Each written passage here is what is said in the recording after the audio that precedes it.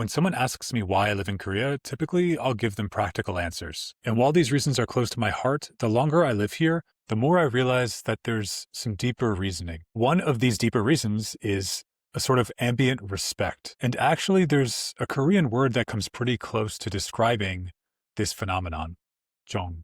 It's like a kind of bond or a warmth, but even between strangers. In the United States, diversity is celebrated. It's a melting pot. And because of this diversity, the spectrum of possible behaviors is extremely wide. Like in New York City, you have almost every subculture you can think of and many more that you can't. And it seems like these days, most of these groups are defining themselves based on how they're different or how they stand out, rather than how they work together as part of the collective of New York City. And I feel like you really can sense that when you're talking to them, just experiencing how little people care about other people's opinions. For example, there could be like a senior citizen walking down the street and someone might be smoking in their face, or another person might be blocking their way, totally disregarding their existence. Somehow I feel like this behavior proves something about how authentic they feel they are. But in Korea, this is totally different. On the surface, Seoul has a lot of subcultures: hip-hop, punks, Gangnam Style, couples, gamers. The list goes on. There are plenty of different styles. And from what I've seen, underneath each of these styles, there's a consistent set of values that underpins the community, tying everyone into the core values. So for example, you might see someone fully tattooed, head to toe, all sorts of piercings that you've never even seen before. In every way, they look like a rebel to society, and they may feel that way inside.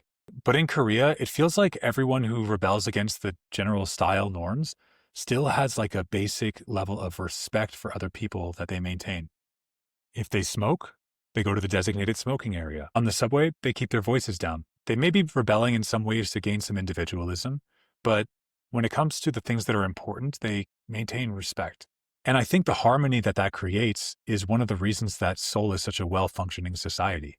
And maybe that's where Jong fits in. It's not just politeness, it's deeper.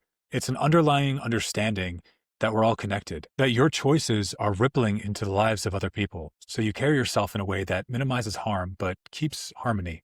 And honestly, at this point in my life, that's exactly what I'm looking for. To be fair, when I was younger, I rebelled. I was confused. I didn't know my values.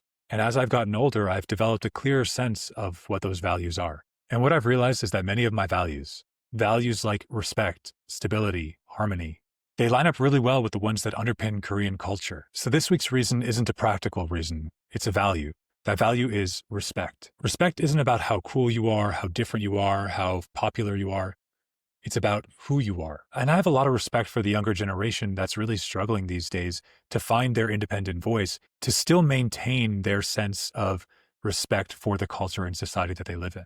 So in Korea, that respect, whether it's kindness, social pressure, or just Jong, it gets built into my everyday life. And for that, I am very grateful.